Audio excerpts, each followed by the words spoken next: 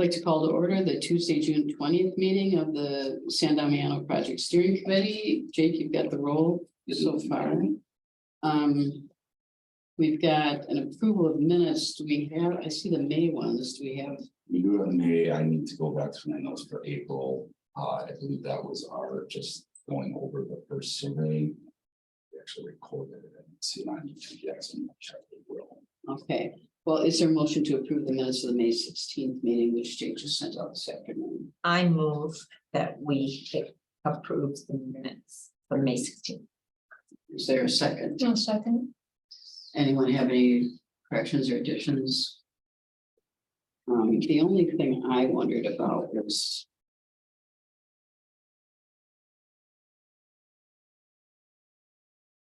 somewhere, and this is more an MSA meeting notes, I guess those are for April. The building concepts are relatively favored evenly, but I assume we were talking about A and C and not the the minimal one, since that's, I mean, only 20% of the people like that, so I don't know what I would say about that. Anyway, if anything else anybody has, all in favor of approving the minutes, say aye. Aye. Minutes are approved. Thank you, whoever said that. We have no appearances, we have no unfinished business. I guess should I move on? We had a couple different things under new business, one of which was to discuss how the historic tax credit works, because I don't really have a full understanding of that. I don't know if everyone else does or not.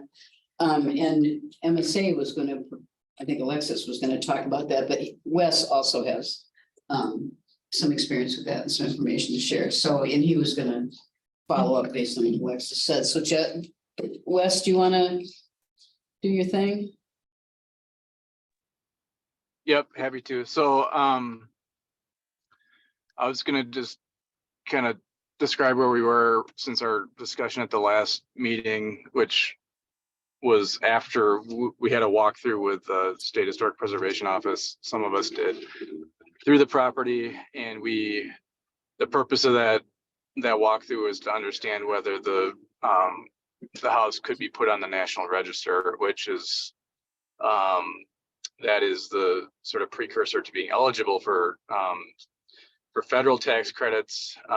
Those federal tax credits are usually coupled with the state tax credit. So for a historic reuse project, like the one that we're potentially, at least trying to evaluate here, is it could contribute up to 40% of the project cost. So that's just very high level overview of the credits. And if we were to proceed, we'd then be essentially working through the Preservation Office and the National Park Service to proceed with the project, and they'd be administering those tax credits. So understanding National Register eligibility is sort of the critical piece here for us as we think about this, because if you saw the project costs outlined by MSA looking at a potential project for the house, which I think these are, very preliminary figures, but you'll see that it's pretty costly. So to knock off 40% of those project costs would be significant, and probably wouldn't be able to move forward without credits. So what we learned from SHPO was that in order to be eligible, we'd have to bring back the house to, gosh, I'm forgetting the year. It was essentially what was it, Rebecca? 1894. 95, I think, 96. Right, so we'd have to do enough to the current. Back to the beginning. Right, but not entirely. So we'd have to do enough to basically bring the condition back to that point where it could be representative of that architectural style. And to do so, we would have to essentially knock off the front of the house, the piece that's been added subsequently. So our next step is to understand essentially the cost to knock off the front of the house. And we've got a walkthrough with Findorf scheduled for next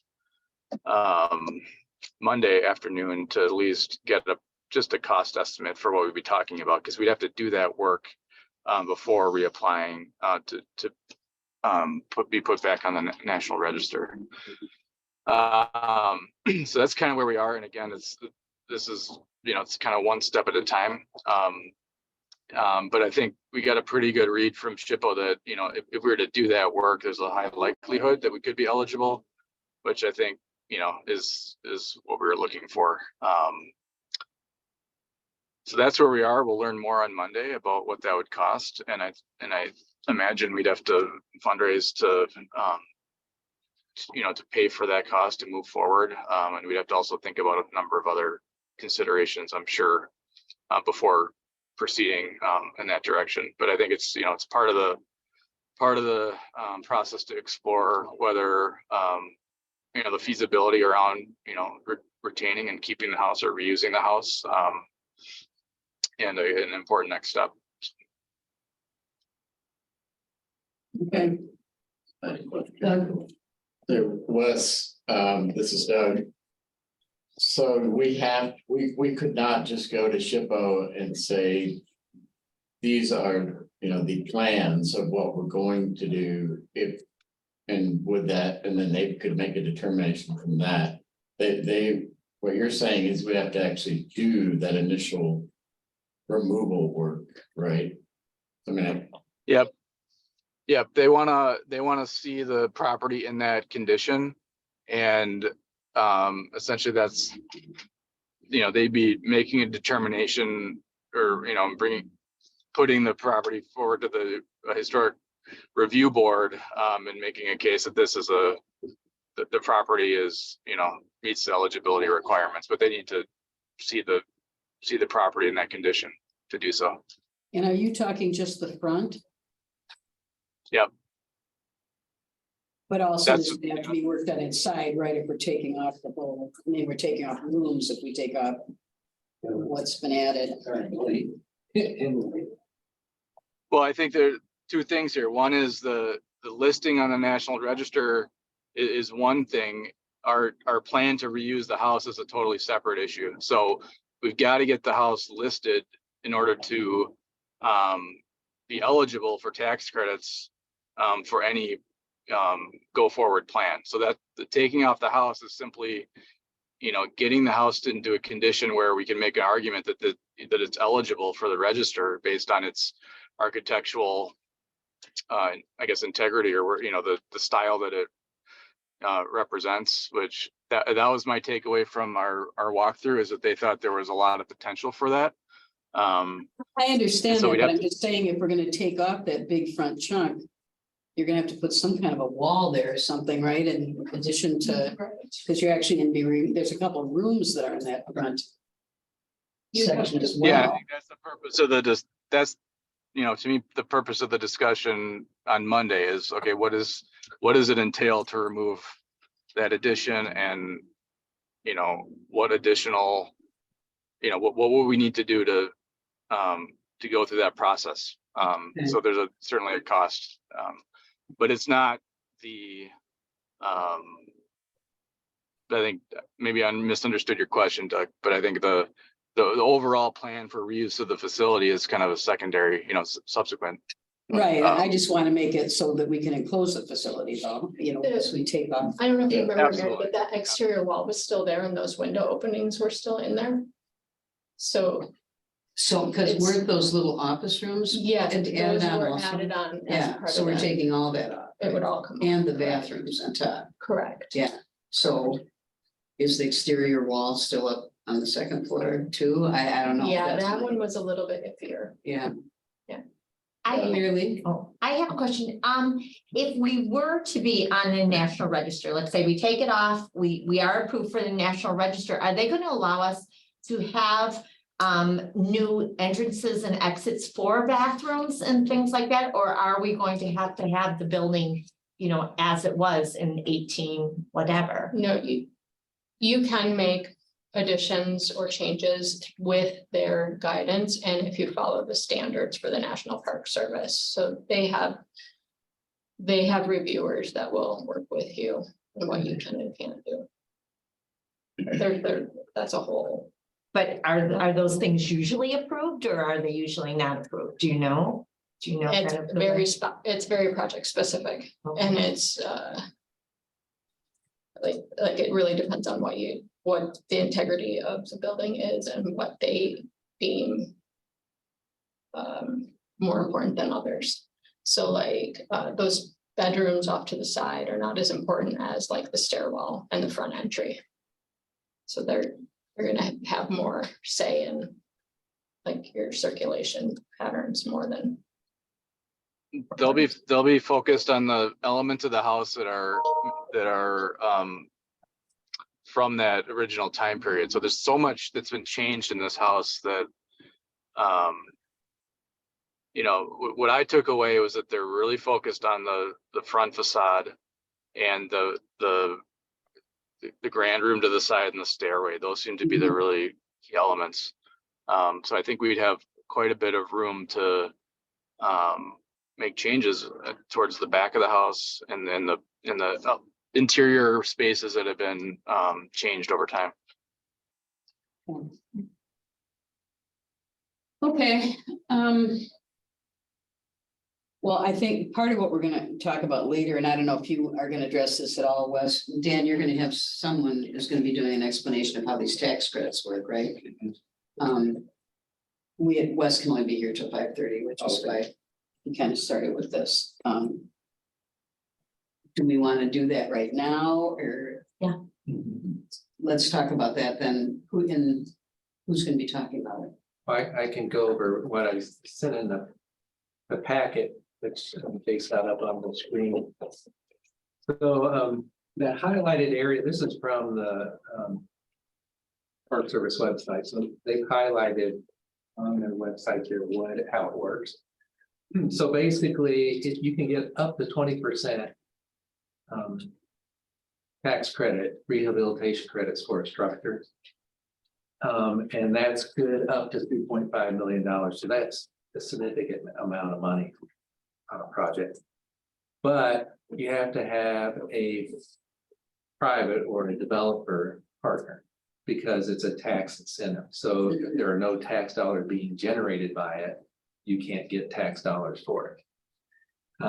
That's the basic premises of it. So in order to qualify for this, the city would have to have a partner. And I guess what does that mean? Do we have to give them control over part of it, or? So whatever revenue that is generating is has to be taxable, or has to be a taxable thing. Building to generate tax dollars to put back into it. So it would have to be something like it's a hotel or bed and breakfast or restaurant or. Can I No, clarify just a little bit? Yeah. I work in this field. So the tax credits are for income producing properties. We are not an income producing property. So what can happen is you can sell those tax credits to investors for so much on the dollar, whatever the market rate is for that at the time. So that would be your partner, is whoever's going to be the investor buying those tax credits. Okay, So it wouldn't be someone who'd be, You don't have to make an income producing property. okay. We sell the credits to someone else who uses them for their other. Right, you would need like your whole financial team on that end. Yeah, but it's not that we have to give control of this building or this property to Correct. someone else. Okay, It's just generating that tax dollar. right. And it's a different, and it doesn't have to be producing tax. The building does not have to be income producing Okay. in it's- order to sell those credits. It's something that whoever we sell them to, they have other buildings that are producing. Right, yeah, Tax it's real complicated, Yeah. honestly. It's. How do you determine how much the building is worth and how much credit? I mean, are we talking a lot of tax credits or a So small you get amount it where? 20% federal credit and 20% state credit, equaling 40%, like Wes was talking about, on the total of the restoration project or rehabilitation project. Okay. I think that's important to note, because if we added on to this that would not be included in that 40%. Oh, it's not, okay. And it's a dollar for dollar kind of thing? Except when you sell, then it's whatever the market rate is. And do you have an idea kind of what market rate is? I don't know. Okay. I'm not in. Does any- Market rate on finance. On tax credits, I mean. tax credits, oh, Yeah, Yeah, I think that changes so changes, much, all- yeah. like your interest rate changes. Yeah.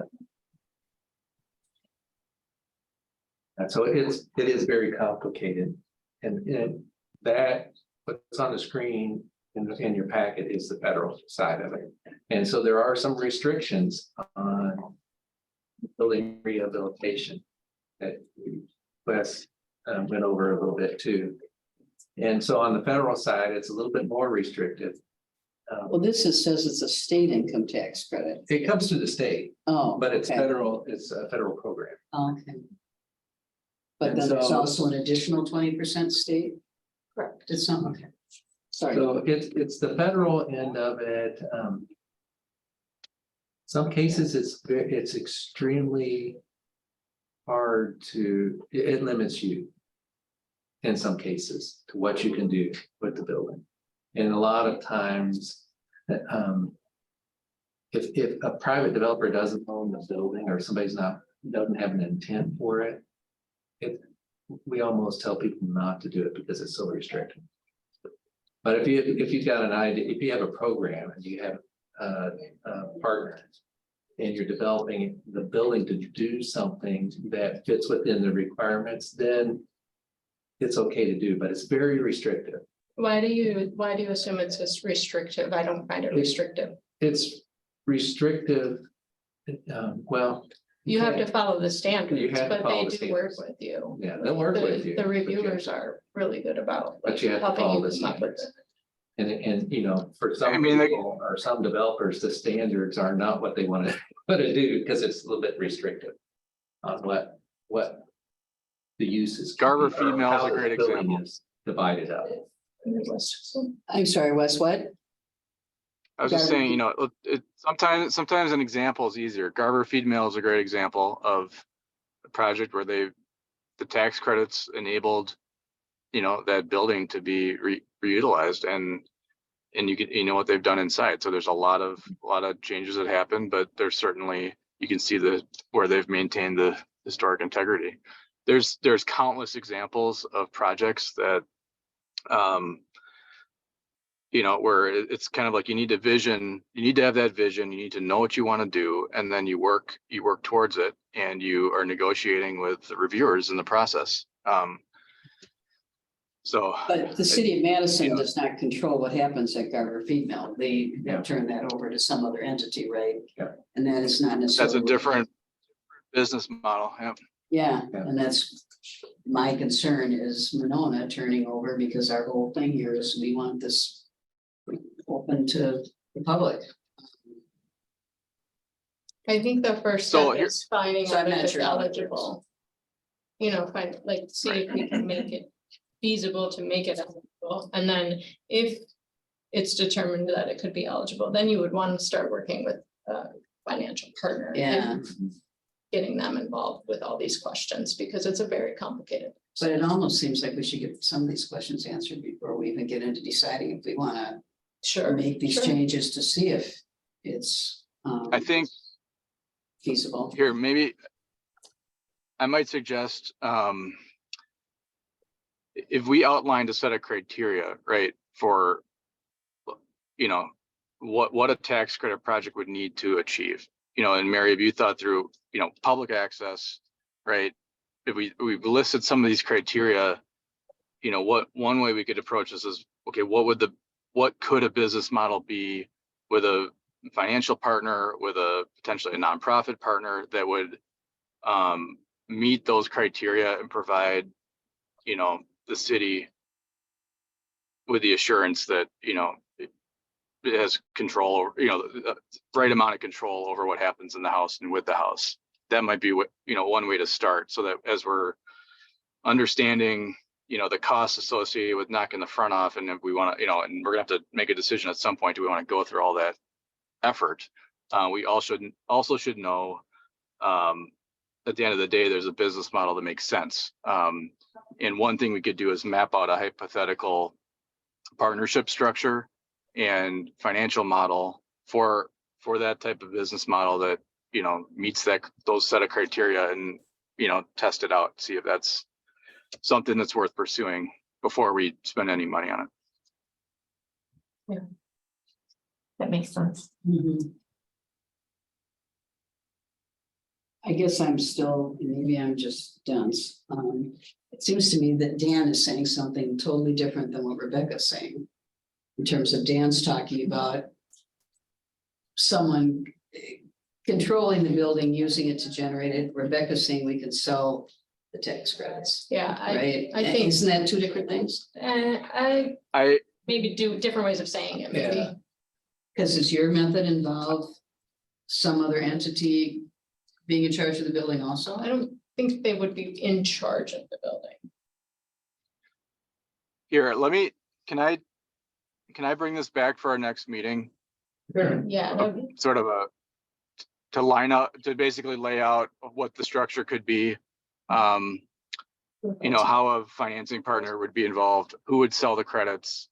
Because it really, you know, hopefully we would identify a bank that we'd work with, and it also would be potentially a charitable component to this as well. And I think, I apologize, I'm not there and I'm in the car at the moment, but I think let me put something in writing, and we can, because Rebecca's exactly right. And that's how some of these more public oriented and nonprofit projects get done. Well, I think that'd be good, and by then you'd have a little more information, the information from Findorf, I would hope, or some idea of what they Yep. think. I think we're all on the same page that there's no guarantee until you get off and spend upwards of probably $100,000 to remodel the front of that house. And then you apply, get on that. Yeah, And there is a Yep. political community perception challenge that we will have in doing. and the city does not have the money to do that, Correct. period. and it's Okay. a landmark. Huh? And to remind you, it's a landmark. Right. So it has to go through a long Right. process. Right. Can I ask, maybe not a loaded question, or maybe a dumb question?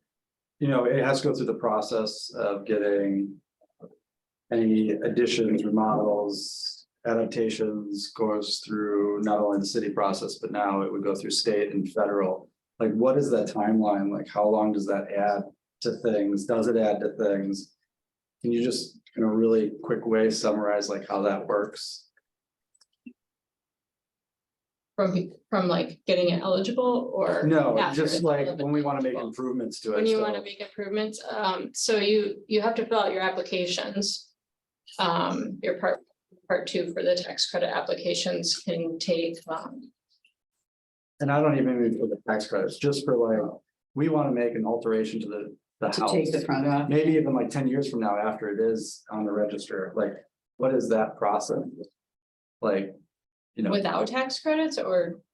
with tax it's registered, Yeah. so it's a historical landmark federally, not just city. And we want to change something of it, what, like, You have, we have if to go through a federal you don't process? have to go through any process unless you use the tax credits. If you Oh, use the okay. tax credits, then you have to go through that state and federal process. So it could be a landmark, national landmark, but then we don't want the tax credits, we can do what we want. We with can do it, we can tear it down. It Even can if be it's a on the national register, landmark? yes, it Oh. can be on the register only gives you the honor. Get those tax credits. And Okay. that honorary status.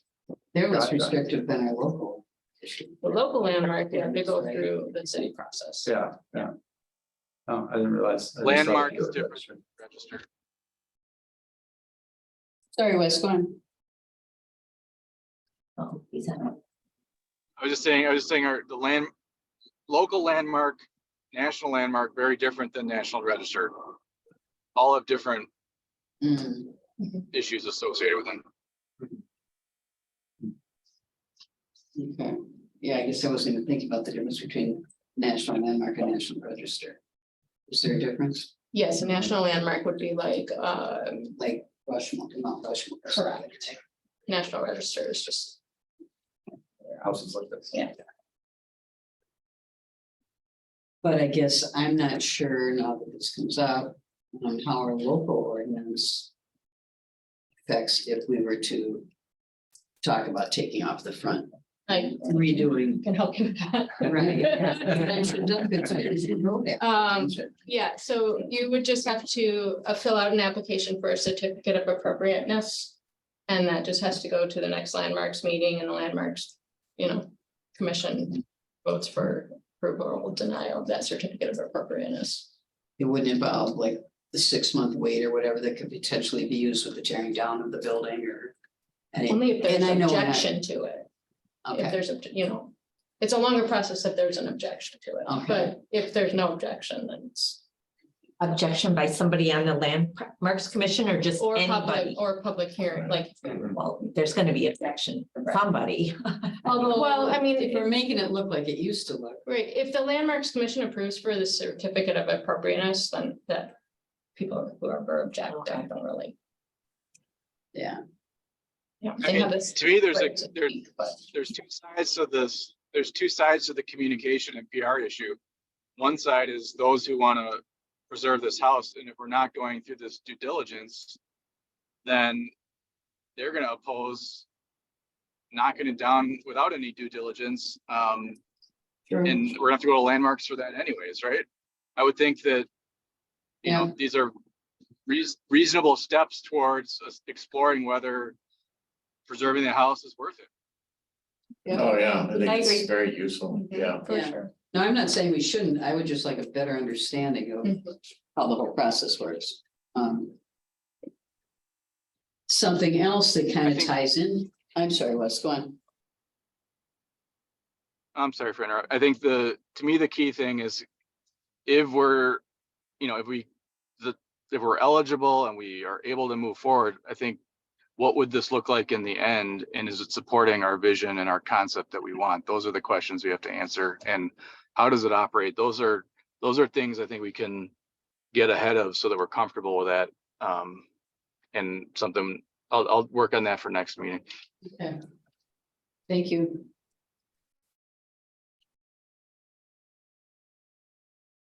Do you have anything else to add, Dan? No, it's complicated. And Yeah. I think you're approaching it right because you gotta start at the ground and go through the landmarks and the register, and that'll take some time. And then that's a calendar, I can ask Alexis if they have examples of, if they've started at the ground level like that, how long it's taken them to get through, but. Well, we just did a couple of national registers on the landmarks commission. We just did a couple in Monona, and they can take up to a year. Somebody's got to write the nomination. And for us, we got a CLG grant to write these nominations. For example, Bungalowin. I think some of you guys have walked through that. So, we paid somebody to write that nomination, and then that nomination goes into a pile for the review board to approve or deny. And those are held quarterly, And that's at the state. and that's at the Sure. state. And so, depending on where you are in the pile, it could take 6 months to get on to the meeting. But even say if you got on the next meeting, it would be quarterly. And then once it's approved by the state, it goes to the federal, and that's about a month or two beyond. Okay. But as another example, we're going to be nominating Frostwoods as a historic district, and that can take up to 2 years because the person writing that nomination has to go through the entire neighborhood. So it just really depends on the project. And I think this one building would be more like a bungalow.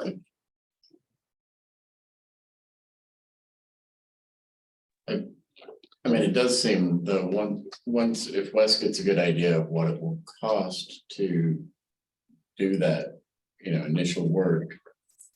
Yeah, then I think it'll be kind of an important decision point, because if we decide we don't want to spend that money because we're not certain that we're going to get approval or that we do want to spend the money, Well, for sure, if we say we don't want to spend the money, then that's the end of the house, pretty much, because I don't see us. Not going forward with that and doing an $8.5 million project on. With Andy's check.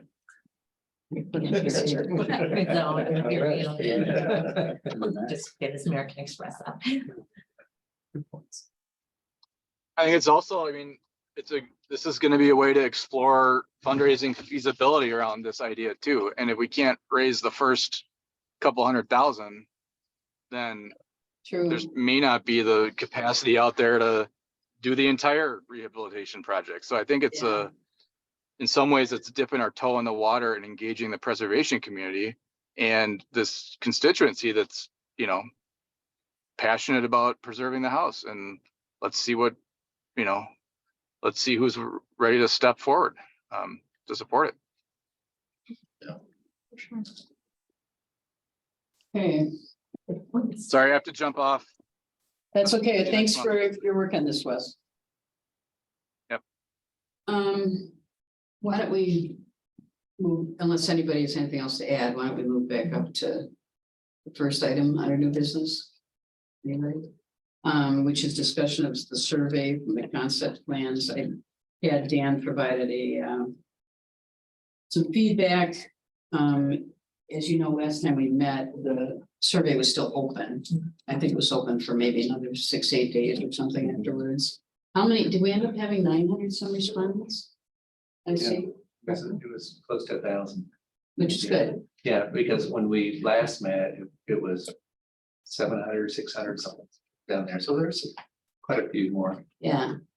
And we did get all of the comments were sent to all of you. And I just looked at the more recent ones, but I don't think there's anything real different than what we've heard before. And did have just some notes about the feedback that we've received, that kind of thing. So I don't think we necessarily need to go through it all line by line again. Dan, what are your next steps based on this?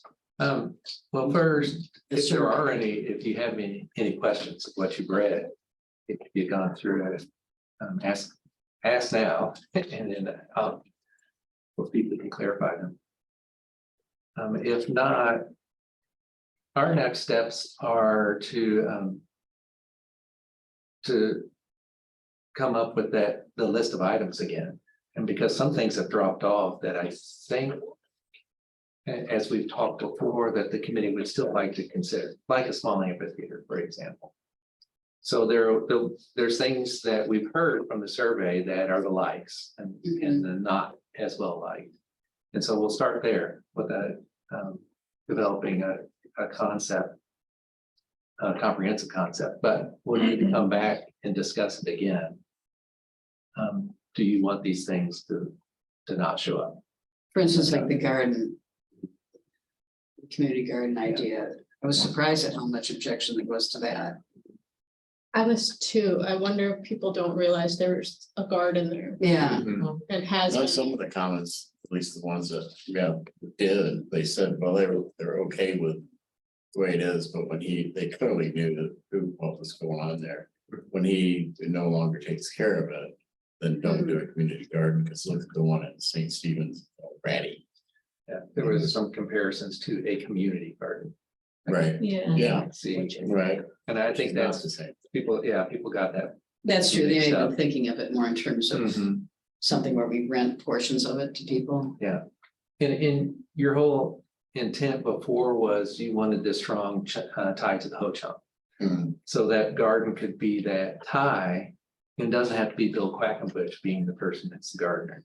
It can be someone else or someone that the Ho-Chunk has a tie with. Might not necessarily be someone in the community, in their community, but I think that's the intent of that community garden. And the other one to me that stood out was there was a strong, definite no to motorized boat Mhm. docks up here. Yeah. You And I, have to have access to the Yeah. park from the water. I mean, they're Yeah. just, I don't. So- You thought it was pretty much one way? I thought it was very Seems like a strong. that Very they did strong, not no want motorized that. boat. Well, I guess my question would be, how many people actually made the comment? If you're saying most of the people who commented on it were against it, that's one thing, but like, how many people really cared? Because I agree, to me. It doesn't make any sense. We know the people who vote there. Why shouldn't, and frankly, if you put in. We put in a pier for them to dock at. And we decide it's causing problems, we take the pier out, but put it back in. And Or you don't put one in and then you see what the draw is after it's not been there. Yeah, there was definite comments that said like a kayak pier or a Mhm. canoe pier, but not a motorized pier. But So the you make motorized a boats are pier, gonna use they're gonna it. use it, Yeah, they're yeah. gonna They're use gonna it, use it. so it's just. so it's something that we can leave off the plan, or we can put it on the plan, and we just have to fight for it. We have to defend it. Why we wouldn't show it on? Jake, do you have any thoughts about that? If revenue producing activities on the property are a priority for this committee and the city, then yes, we need to have a boat pier access, because those are the people that will come in and use not only bathroom facilities, but buy food and beverage products. As a boater who's been up there lots, they will, the boaters aren't going anywhere. No matter what happens to the property, that is a very popular spot, right? And most people are comfortable with the kind of the sandbarring weighted, but having an actual slip to be able to go in and utilize the park is very, we don't have any other public docks on Lake Monona, and so we could get more traffic from the other side of the lake that are easily accessible. So I think the fear is like you're encouraging more loud music and motors and like, I just don't think it matters, because on a Saturday afternoon or Sunday afternoon, it can be quite loud in the summertime there, but on a Saturday morning, it's not like you're gonna have 100 boats and loud music. It's just the cyclical nature of how boating works. Do we get use at the Schluter Beach one? Cause I know that pier intention was to have boats, but I've never really seen. Yeah, boats there's a used. lot that it's transient, so it's come in, go get ice cream, use a bathroom, leave. Yeah. And so it's a quick in and out. I think that's what this would probably be. Mm-mm. If Stay. if we put actual slips in, so there's two trains of thought, right? We could put slips in and sell them for $1,500 a year and have people have access, all the time. Or you But just just have, certain people. correct, like we do with our kayak racks, or you could have a transient system where it's free, or like on Mendota, you have to pay a fee. Like at the union. At the union, you have that, you could set it up that way too, where it's fee based, but I think there's, certainly only one area where it really would work, and that is going to be on the south, closer to the south, right behind the house almost is, Yeah, because or where the original boathouse was in that area. There's a little bit of a dividing line where the sand, it gets a little deeper. in the generating side, if you charge transient docks or lineal foot, so many dollars per lineal foot, and you can, it's like a campground. And, but you can get a transient dock money, but the dock finger has to be 26 feet or longer. There's a big grant, federal big grant. And the transients can only be at the dock for 10 days, no longer than 10 days. So it's like a campground. You can go that route with the finger piers, but they have to be big. And most of the boats on our lakes are not No, 26 feet or longer. Does that apply to the ones over by the union? I don't think the Those are union good, right, you got qualified it. for the big grant because they're all. It's only if you're gonna so qualify for the grant, that's an issue. That has an issue. But the transient rentals it's usually linear foot of your boat. And you charge so many dollars per foot per night. And then it varies if you supply utilities, then you can up the price. If you don't have a power pedestal out there in water, than your bare bones in it. Or transient rental. Sorry to back up. So is your goal for today for us to identify the items that we felt like we heard from the survey or that we feel are required, like maybe the boat dock that the survey said counter to, and then let you know? Because like, one example would be the minimalist park shelter, I felt like was not an option anymore. So now we should focus Yeah, on I kind of agree with that. new facility or house. And maybe it's just you focus on a facility, we know we want a facility. Yeah. And then the house, not a house is a whole other decision point, some other point. So, and that's why, you know, I feel like tonight's meeting, we'd spend more time on that, the cost that I provided of the house versus the event center versus the shelter. And then we know the numbers that we've heard from the survey, and they're pretty even. About the two facilities, you mean? About the buildings, yeah. The types of uses, so weighing that out. Yeah. But also understanding that you're pursuing the house in a certain way. Yeah. To a certain point, and you'll find out quickly, is it worth putting the money into it to get the money out of it? Kind of a strange way to look at it, but that's really what you're doing with Right. that house. But yeah, we can go over the item list if you want to. I think it's pretty clear that majority of the people like the parking to be closer to the street, to Monona Drive. So that was pretty straightforward. And then the majority of the likes were the passive recreation, the trails and the quiet aspects of the site. So if there's anything, to me, I think there's more value of if there's anything that kind of is lower on the list that in the past we talked about that would be potentially important to the site. And like Jake said, would be potentially income earning elements to the site. I think if we can say, go over what you want to have on the site, and we can start there, because we're going, like I mentioned earlier, we're going to have to defend those things in a sense, because we've got this public survey now, and we have these responses. And if we come back with a peer, people are going to say, well, why did you have the peer? Because, you know, Right. majority of people don't like the peer.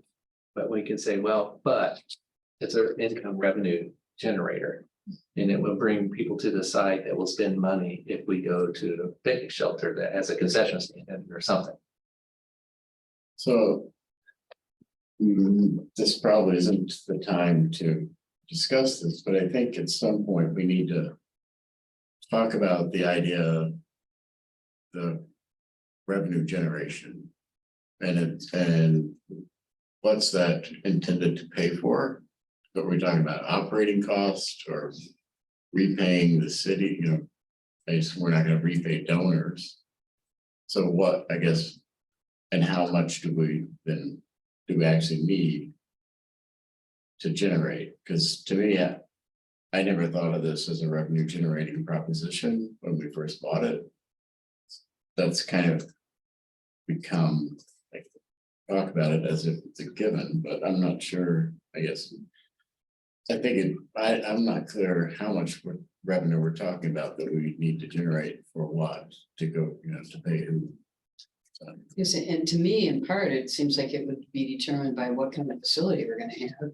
If we're only having 3-season shelters, then we need to produce income or revenue like we do in a regular park to get it mowed and keep the shelter clean or whatever. And I guess depending on the facility, something, you know, would have to be the paid for heat and that kind of thing.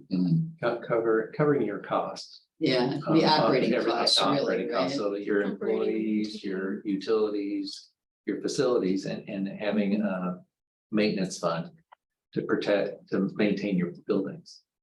I don't think it was ever sought to be a money generating thing that would bring income into the city and to be used in other forms. To me, it's more to pay for the cost of Pay operating. for operation. And I think you know, I would assume that if we were to keep the house, that would be more expensive to operate probably. Than a brand new building, just in terms of stuff you'd always be dealing with and that kind of thing, but I don't know, and it would be bigger. And Then you've got the square shelter would footage be- difference too, because the house is 9,200 or 9,300 square Right. feet. You know, the event center. And the diagram that I sent, the Lapham one that Jake was talking about, 5,000 square feet, and it's a nice facility. Or it's gonna be a nice facility, so. But that's. The house is twice How the many size of people does that, is that like 100 or 200? It has it on that diagram. I want to say there's 100 in the big room. Yeah, I didn't see it in the diagram. It's got, there's some numbers on the diagram. I saw it on the house. I didn't see it on that one. And that does not have a catering kitchen, right? No, but it has a smaller meeting space that about the size of a catering kitchen. So I would think we would have to include a catering kitchen if we're having some kind of event space. That the gray square. On the bottom left, there is another multi-purpose room, so that Square footage. that could be, that's your catering kitchen. Do you have any idea what kind of money those How much it costs? for a catering kitchen? What are we talking about? I'm The just, square foot cost that's on Lapham, I think was $350 a square foot. That would cover that, because there's offsets on the big open space versus the kitchen, Mhm. so you'd have a So whatever the catering square kitchen footage for of 300 that would square be. feet, 350 a square feet for $5,000. And does it say how many square feet? Does that say So square 500? feet doesn't tell you the so capacity. that gathering space is like 24. I mean, for the multi-purpose room, what is It's like that? 560. So it'd be 560 times 350 for a catering kitchen, is that what you're saying? And catering kitchens, I didn't get a response back from Alexis. I asked our architects, and it's anywhere, it depends on how big it is. Like a professional kitchen can push you to 150 grand. A catering kitchen, concession kitchen could be 50,000. When I say that, Everything. what I'm thinking of is somebody bringing in food, but they need to keep it warm. Yeah, Is so that- the building, the Verona building, that is the photograph. Jake, below, Whatever. the next, yeah, right, and down below. That one, MSA, we did that. And it has a concession kitchen in it that you can do warming. It's got a refrigerator and that sort of thing. And that building altogether was about $750,000 Mm. But that's basically just a restroom and. in the concessions. And then it has a large maintenance room in it because there's a splash pad that all the plumbing and Okay. pumps are in. So it's a little bit bigger than just a picnic shelter with a concession stand. Mhm. As far as costs, I'd be interested in Jake's, opinion and or next meeting, kind of laying that out there, because I just think of. $20,000 for tree maintenance, I think in the last year or so, if not more. You asked the friends for $15,000 for mowing and some time, not all the time, obviously. So. This is vastly different, even if it's a minimalist kind of approach than any other park. For all those reasons, and you guys are already kind of strapped, so this park would need an individual. Person hired, Right. Additionally, And that if would not be more. included in our operating Yeah. revenue next year. And so I just say, when people kind of brush it off as like, even if we put a shelter here, it's not gonna be much additional cost, but. It's gonna be, Well, I'm Cost just of thinking one more than person what we're plus- paying now. Yeah. And like the trees, a lot of that is the bulk of that is a one-shot thing. We're not gonna be coming in and taking down that many trees. but then you think about new Pretty fair. landscaping. Yeah, And then one of the things, we've all talked about is programming. If you want programming here, you're gonna need a whole other person to do that. Unless, again, depending on what Jake the hires another. programming is. Yeah, Yeah. but. Yeah, the total cost of ownership, I think it's one of the things that unless we. Have built a lot of facilities in Mineral over the last 10 years, we're starting to see kind of the burden of kind of now. We're talking about, staining theater shelters and having maintenance done on the. Electrical and the plumbing, like these are all living, breathing Right. facilities. Anytime you. After 5 to 10 years, Right, they 'cause start when you needing. open up the house or you add a new facility, you're gonna have ongoing costs, whether it's contracted service. Or in-house to be able to, maintain that, and it's just the level of. priority you want this to be? Is there going to be a wow factor that's going to draw people particularly to that site? And then, you know, the spillover from that. So like a good example is there's a county park in Kenosha County, and it has Petrified Springs Beer Garden. So they took a very beautiful county park, had a golf course on it, hiking trails, and leased out operations similar to what Old Brick did, right? Gross sales, so they're making almost $100,000. The county's making $100,000 a year from this private concession. The flip side is it's so popular that they are having now issues with the amount of vehicles coming into the park and illegally parking and coming up and so does it change the inherent nature of this serene park? Because it's great. Everyone loves being in a park and having live music and the lights and all that. But it's like this committee, I think you really have to kind of decide what you want, because if you do want to have a sustainable financial revenue stream, there's going to be that flip side of that. Means we need to put people into that park, and then there's a lot of maintenance that goes on putting a lot of people into the park. Just trash collection, cleaning, you know, more flushes you have in toilets. It's just that the list goes on and on. So there is, I mean, we can write a, you know, program budget for what we kind of think could happen up there, but it's, you know, or we can kind of base it on what we're doing now, where it's seasonal or monthly type of events. But if you're looking at a facility, whether it's a house or a new building in which you're going to have events or programs, there's definitely going to be a cost, both ongoing and then kind of long term as well. And kind of the bigger the space, the more it's going to require to Correct. support it, program it, and The- we the need to keep in mind examples that so many people say they would like this to be quiet, contemplative, don't do a lot with it too. In the examples that Alexis gave for the house, all three examples, it was being used in like 24 hours a day. Because you have 3 floors plus a basement. And when it's rehabilitated, it's still going to be expensive because it's 3-4 floors plus a basement. And so it'll deteriorate as fast as a brand new building will. Yeah. Because in a sense, it's going to be a brand new building. That's the pros and the cons, but you got to keep it moving and generating life. The event center, you're gonna have to program a lot to have like weddings and banquets and that sort of thing, which brings in the people that Jake's talking about.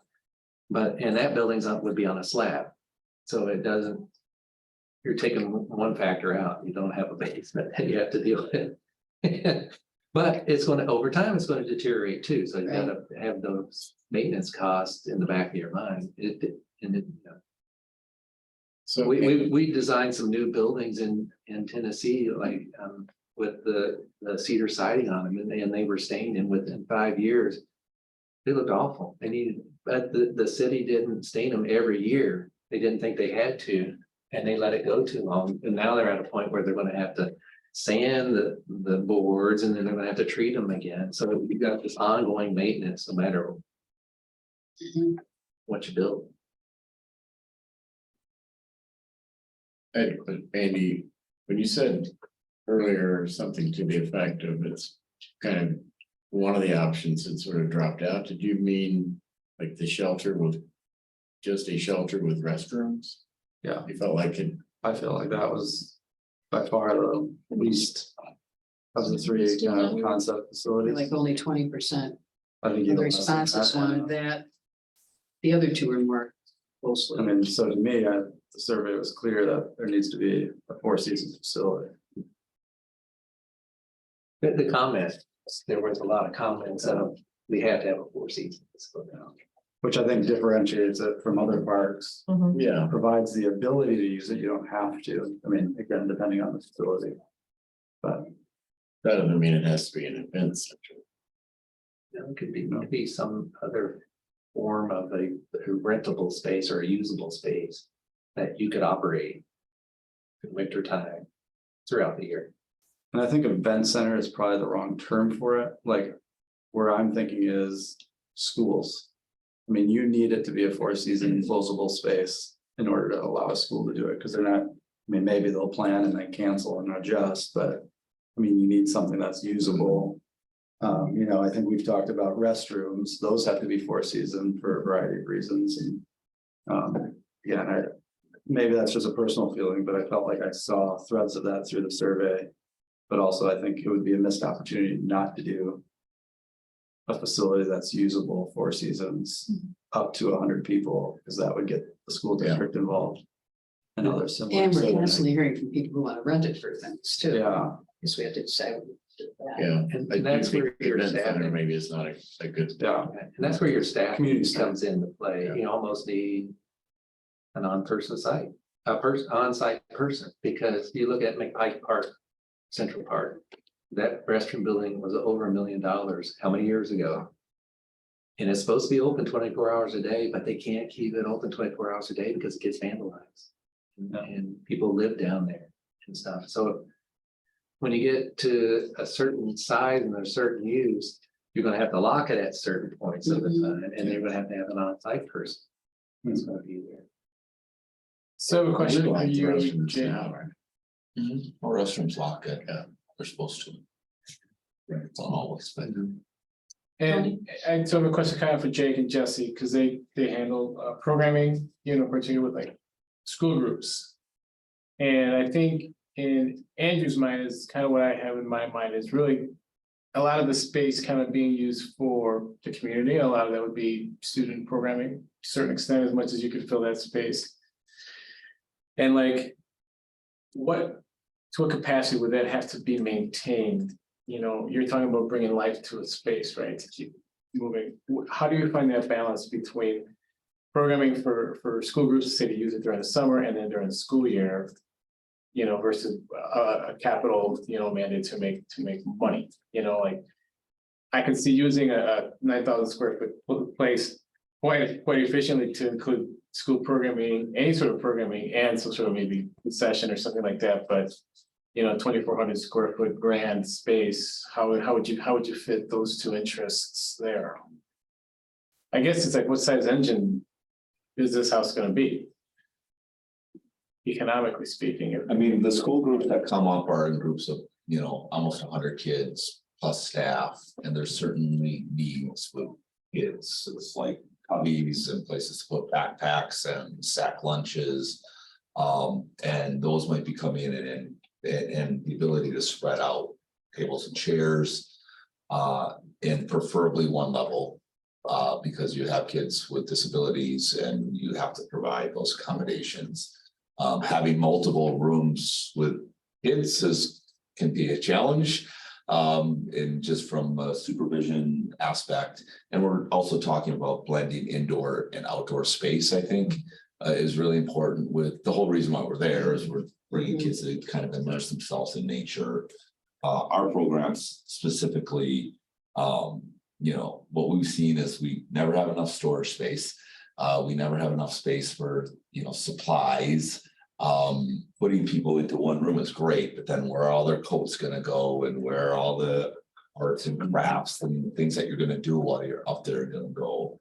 So those are very important elements of having some sort of space. You know, like all those are a pretty good example, I think, of how they kind of blend in programming space, and then they do, you know, have some of their wedding receptions there, but that's not a prime focus of what they do with that building.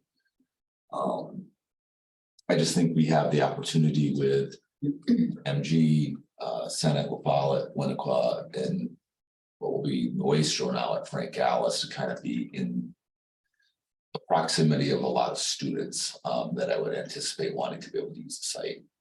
And they're not gonna be bringing 21. revenue with. No, it's, yeah, those one, it would be the, you know, and the revenue, we're not talking significant amount of money. I mean, all of our park shelters combined are bringing in $25,000 a year. And it costs more than $25,000 a year to maintain them and pay back the, you know, the principal of what we spent to build them. So it's not like it's really just trying to defer the amount of expenditures we're going to have up there with revenue or providing a service. In the master plan, I think if you plan for patio space around the house or the other building, that'll help because that's relatively inexpensive and you can use it for all kinds of things. And then the schools could separate kids that way. And then the outdoor rooms that we've been talking about is the other place that could be used. And those things are relatively inexpensive and easier to maintain than to add rooms on a building. If you keep adding spaces in the building, it gets expensive. Right. But that is a good question. What is the? And how much do we think we need to generate? I mean, that's city question. I mean, how much taxpayer dollars do you want? I mean, I went into this thinking it would be revenue neutral or generating, and it wouldn't be a bad thing to make money for other things in the city or parks or whatever. I mean. Yeah, It depends on what things are, I guess. That's, the rub. Is it gonna be events or uses that negatively impact most people's ability to experience the park? Would there be a conflict, I guess? And the other consideration too is investment in whatever the building is, the house or the building. And I go to Tenny Park Bend, the Wall Pavilion. Terrence Wall donated money to build that pavilion. And it's got an open space in the center of it, and it's rented, and it's indoors, and it's got a concession, and all kinds of things happen there. So you can go into that type of funding. You can reach out to people and somebody might pay for that building, and then it's whatever it's generating that. It's starting from zero and it's making money. That's the other possibility. It's a wonderful building and well used. Yeah. I mean, graduation parties, Yeah. weddings, and that's just a. And the way that it's built, and you can do this with a new building, more so than the house, but it has the wing that's the outdoor pavilion, but you could put a couple of wings on the events building or whatever it becomes, that those could be rented and this space could be rented at the same time. Back to the project in Tennessee we worked on, one of the park buildings was really long. And in the center of it was the concessions. And and then bathrooms that were in the center, and the two wings were outdoor shelters. So you had this space in the middle, but then you had two shelters that you could rent that weren't connected. So you didn't hear the people over here. These people didn't hear these. So you can design the building to have multiple outdoor spaces or connections that 2 or 3 things could be going on at the same time. Yeah. Some have outdoor fireplaces, so I mean, you're using them for 3 seasons or even 4 seasons, but that is, I like that idea of outdoor rooms, and especially if we're going with the nature feel. Right. And, and kids, they dress, you tell your kids at school, you dress to be outside, this is what, is kind of expected, and I think that's a wonderful. You just have to concept. figure out how you want to get them from the school parking, wherever they're going to park, because there's not going to be enough parking for that much usage. But there's ways around that. Buses. Mhm. Probably. The trolley. Right, or bicycle. Oh.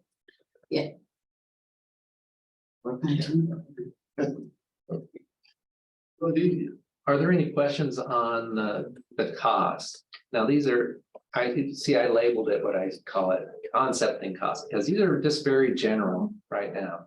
Mhm. And Alexis and I talked about these costs a couple of weeks ago.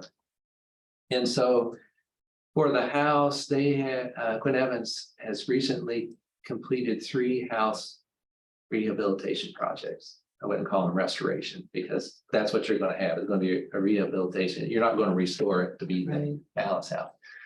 And they come in 2022, the price was $340 a square foot. That was Here it says 540. or 540, I'm sorry, 540. So we went with 550 because it's 2023. And the house is 9,200 square feet. That's just the top 3 floors. That's not including the basement. So I didn't know what cost to put on the basement. So just the house itself, that puts that at $5 million.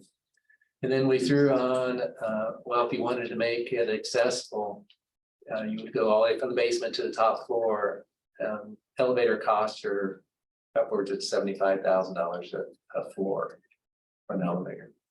And that's nothing fancy, but that would get people up and down. And then we threw some contingencies on because again, we're at that concept level. So 15% is pretty low. We usually do 20%, but I don't want to shock you too much.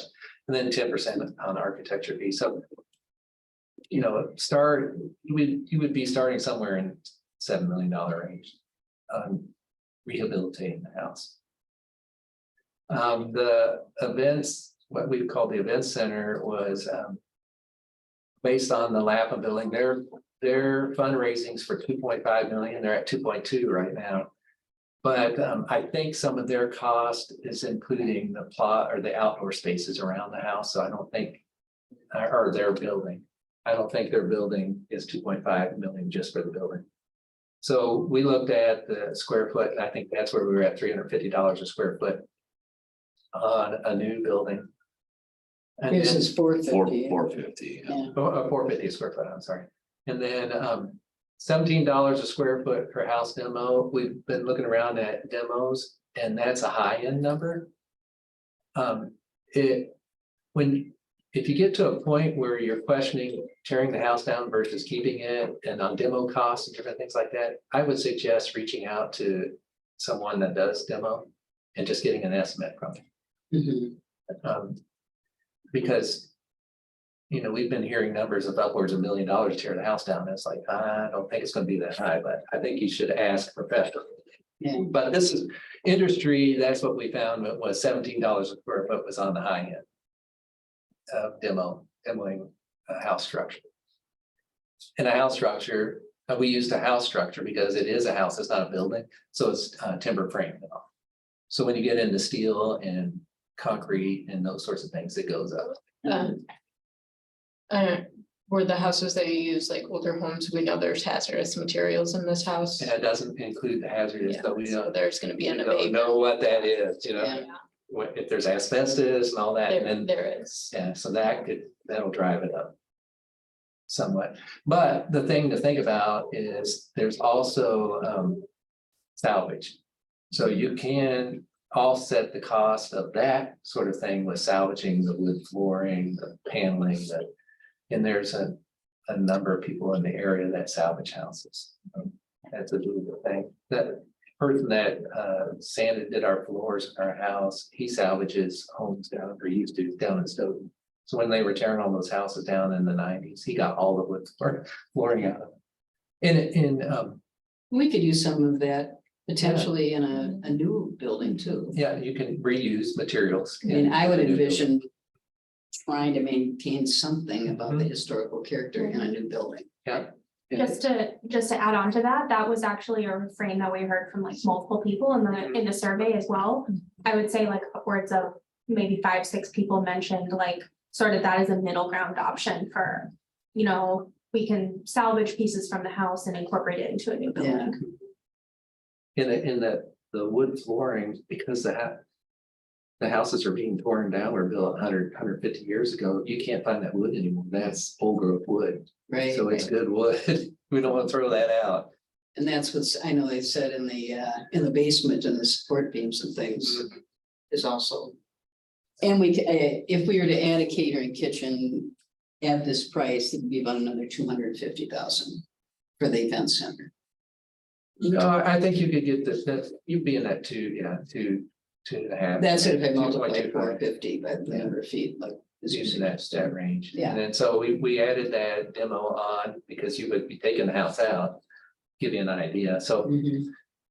you know, there's a difference of maybe $4 million between the two. And then you got, you throw in your equation of your tax credits, if you can get to that point and all those costs. So a new building essentially is going to be a little bit less than restoring the house, but depends on how you want to program and how you want to use things. Because the house is much bigger than the other buildings. And then the shelter just give you an idea of what shelters have been running us on parks currently. That's the $350 a square foot. Shelter with a restroom. So we're seeing pretty minimal shelters coming in at $750,000. They're expensive. And then the other shelter was just an open air shelter. A prefab thing, they're coming in $80,000 to $100,000. Okay. What do you want from us? What direction you want to go? I mean, I don't think we're ready to talk about the Yeah. house at this point, right? Or the Next, so we have facility, more so- information next Yeah. month, Yeah. maybe we'll be able to have a more educated idea of which way to. Yeah, We're okay on. but in our- terms of the rest of the point, we can talk, you know. And we're okay on our end on the planning side because Emily's still talking with the focus groups. we talked to the woman who came, her name is escaping me, I think Janice. Janice, right? Yeah. We talked to Janice, you were there, and then I also was able to connect with Paul Dearlove from the Clean Lakes Alliance Okay. and talk with him. To just kind of briefly summarize what he was saying, he's leaning towards concept C as his preferred. He could, along with a lot of other folks, liked the kind of parking layout that's close to Monona Drive. He didn't have a strong opinion whatsoever about the house remaining or leaving, maybe somewhat of a lean towards removing. He also was against motorized boats, I will say that. And then his main piece of comment was maybe he would like to see like less lawn, and maybe more prairie restoration, just more, I think coming from his perspective with the Clean Lakes, just kind of more place for stormwater to infiltrate and more, less lawn that might use chemicals that might go into Right. the lake. But that was the summary of his thing, but overall, he was very pro concept C, I would say.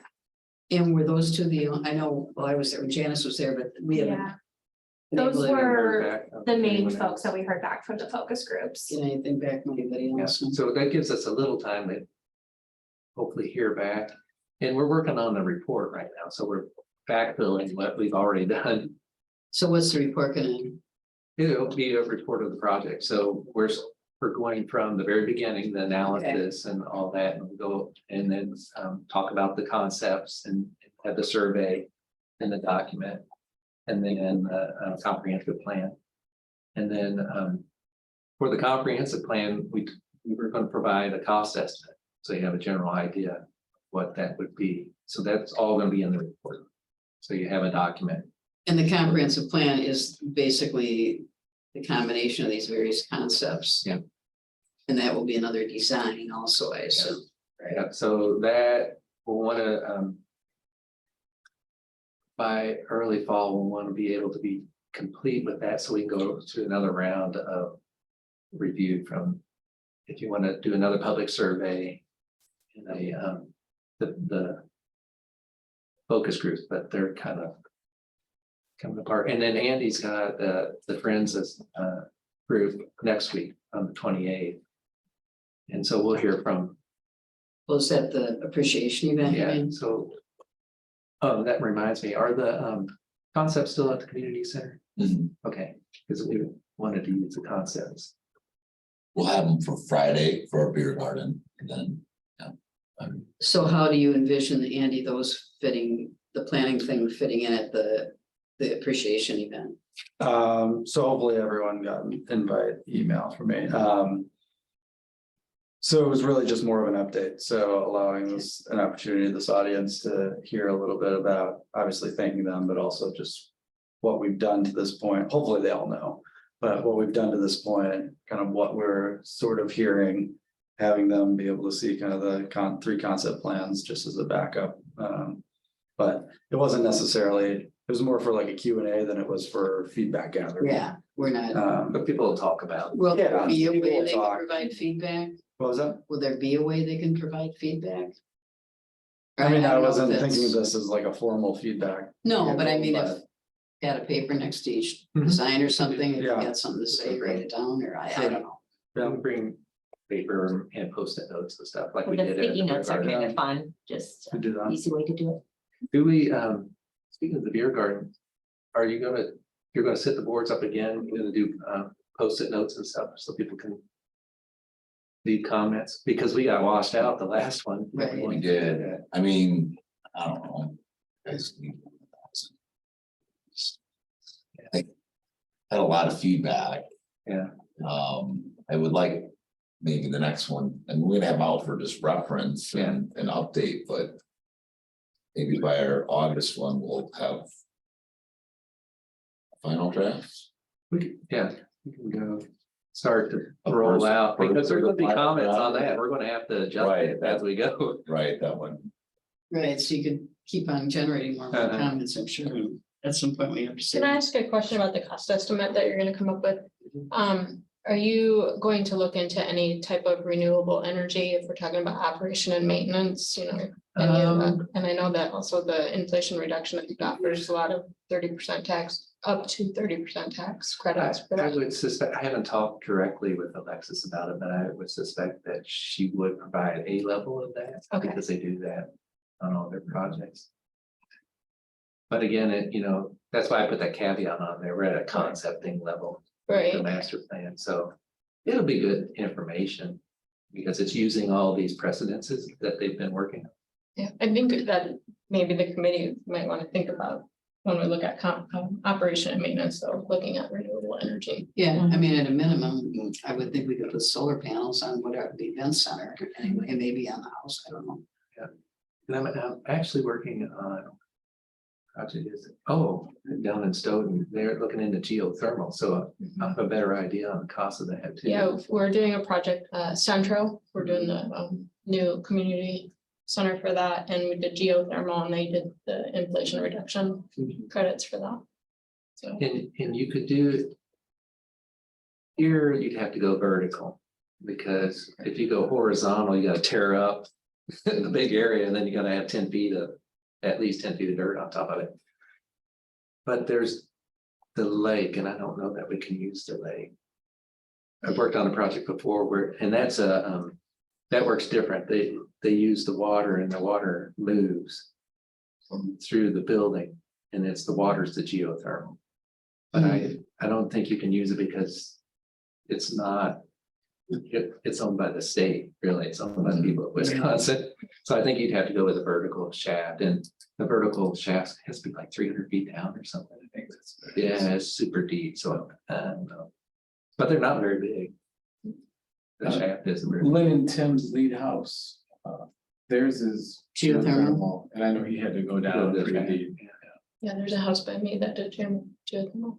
But I think it's just a small shaft and that does it. Yeah, I didn't catch what it was. But it's super deep. I have a couple of clarifications, just looks like we're gonna proceed quickly here. The tax credits that we're talking about for the restoration credits and all that would be only applied towards the house cost, right? Which was at 6.8 or something, 40%, you're looking at a fair amount of reduction off of that. So that would really bring it in line with the cost of a brand new center, which is at around 3 million now. I mean, you're looking at same ballpark, right? Not twice as much. Yeah, probably, but again, I We get didn't- a dollar for dollar. We didn't figure any, we didn't figure any number for the basement, Got it. because that's, you gotta do something like a basement. Well, Those are pretty thick too. clarification of that.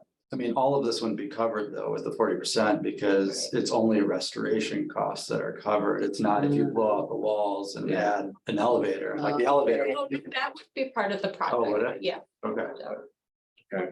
But there's certain elements of that. An that probably addition wouldn't be. would be Yeah. new construction, But we could blow out the walls and yeah. redo the inside. Yeah, because the walls have been blown out. Yeah. Most of them have been blown out, so they wouldn't consider those of any value. So maybe Wes will have that distinction for us maybe next week. And then I don't know where we're at in this process here, but just talking about the use of the space versus serving the community and how would a new building, if that was the route that was taken, how would that be achievable? And I kind of like your ideas of some of these multi-use spaces that have these shared areas. And I don't know if that discussion is too late to incorporate possible new models of a new building to help kind of achieve two results perhaps or something. No, I think we can incorporate that in the comprehensive plan because we're talking about that in groups. You know, and like Jesse's on the call, the schools could use it this way. So therefore, we should add patios Sure. to the space. I think we've got enough that we've heard enough that things could be added to the plan that we haven't seen on the concepts yet. Okay, True. thank you. Does anybody else have any other questions? I think we're on the part about MSA reports and questions from committee.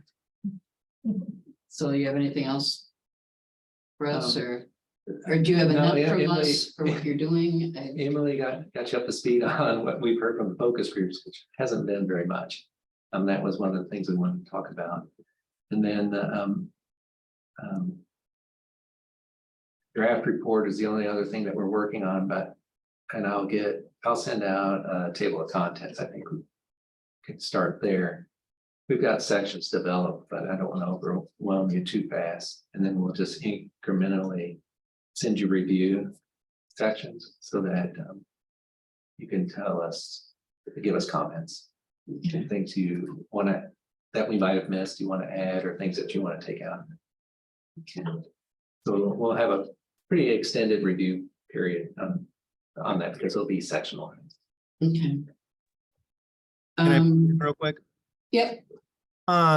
If you're looking for additional focus group information, the last event was on a date that we had an all school event. So we through kind of an exit interview with one of our teachers, it's one who's passionate about, kind of doing some extension of learning and possibly using the site. So I had a conversation with him. He would be open to be another member to add some more information, but I know we weren't able to attend with that too. And I think Jake spoke to it too. In just considering the school aspect, I think kind of that good number to consider is probably around 100 when you bring in students and volunteers and teachers.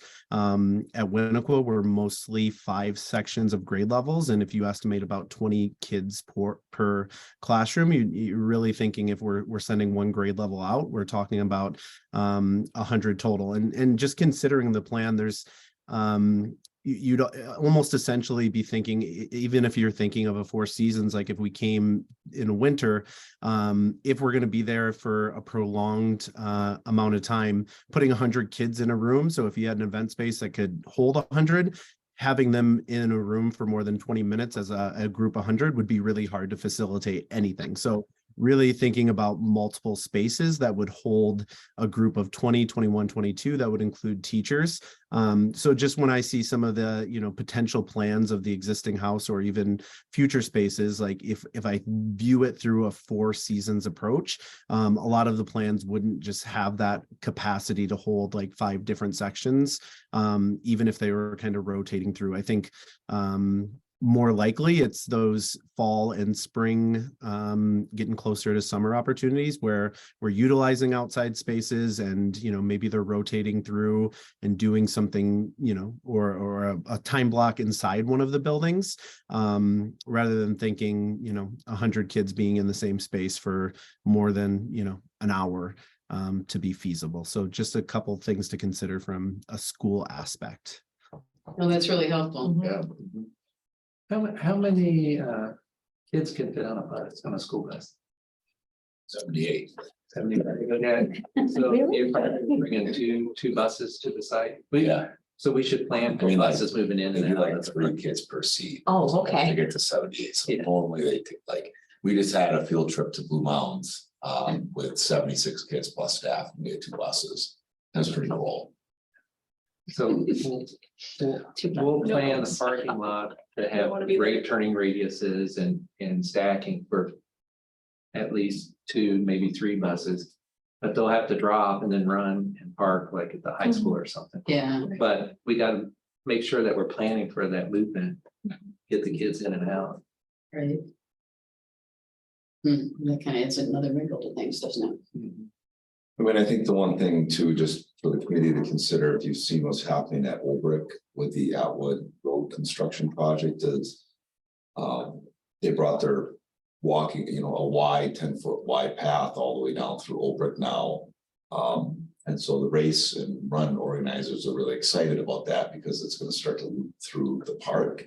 And I think that's another positive that we should consider for this property, along with the easement through Winnequa Pass, because every interaction you have with an informal user of the park is just another person contact that will potentially maybe want to come back. And kind of the bike trail getting pretty close to Monona, the official loop is still gonna go back through residential and then down, but I think that there's a main pathway for bikers and runners to use. It's fairly short chunk of Monona Drive that they'd have to go on the road or sidewalk, that I envision that having a lot of use, you know, or not only just general use, but also for our events that we have at Loop the Lake. Well, the sidewalks in the right of way, but we could propose making the sidewalk along Monona Drive a wide sidewalk. I think though, I mean, people want to be by the water. You know, Yeah. as much as you can have that path. But there's to get water. them in, get To get them in and then Yeah, and then, down Winnequa Road would be a much easier bike than staying on Monona Drive and Yeah. then hanging that right. Cause that is a tight, Winnequa Road, Monona Drive is a tight turn for vehicles, Mhm. plus, you know, bikes. Not great. in the concepts, we talked about the wider walk that you could use for multiple things, and that's one of the reasons you can use it for more people, to move more people, but then for the beer garden and different things, that's where your utilities could be, and then that plug and play for all the trailers that come, and they use that wider walk. It doesn't have to be always through, but it'd be nice if it could do something, a small loop in or something. Okay, did you want to report on, Park and Rec or Friends of San Damiano stuff? Andy, did you have something to? Beer garden this Friday. Then hopefully again, everybody got the invitations to, I think it's the 28th, next Wednesday, little event. At the community center. And then we are slowly rolling out on September 8th. We'll be having a kind of larger fundraising event on the property. Kind of black tie optional-ish. For donors and such, and anyone who's interested, so it'll be a fundraising thing for it, so more information on that as that comes out, but you'll probably start seeing that on Facebook and emails if you're connected to the email newsletter list, so. Jake, did you have anything? No, I mean, spending less time up there, I think, maintenance wise this year than last year, which is good. I'm concerned about just the overall tree health on the property of the existing trees, so we're gonna probably be looking at with the arrangement we have in the budget to look at a more extensive tree maintenance. We want to invest in that over the next couple of Being like years. you were trimming or treating them with some kind of Yeah, drugs? or- nutrient, we will have to remove more dead trees. The challenge with that property is everyone sees from the drive all this mature canopy, but the quality of the trees there aren't great. Just the structure of it, the type, you know, a lot of maples. And so we're gonna still lose some more, but if we want to lose less, there may be some priority ones that we want to put some money into to try to. But there's, you know, some pine stuff going on and so that has me just a little concerned about, like, I think, you know, there's gonna be less trees. And then once we get to, we haven't really replanted any new trees on the property until we get through a master plan. And there's been a ton of course, interest in wanting to do the donor trees. So I don't, and that's a small part of a construction project. I don't think we'll have to worry about funding for trees. We'll have enough people that will do the donor tree program. Okay, That's all I got. our next meeting is July 18th, I think. I'm hoping we have our new city administrator here at the meeting. He's starting on the 17th, so. Yeah, we finally have this. So, anyway, I guess, is there a motion to adjourn? Oh, motion to adjourn. I'll second. All in favor, say aye. Aye. You're adjourned, thank you.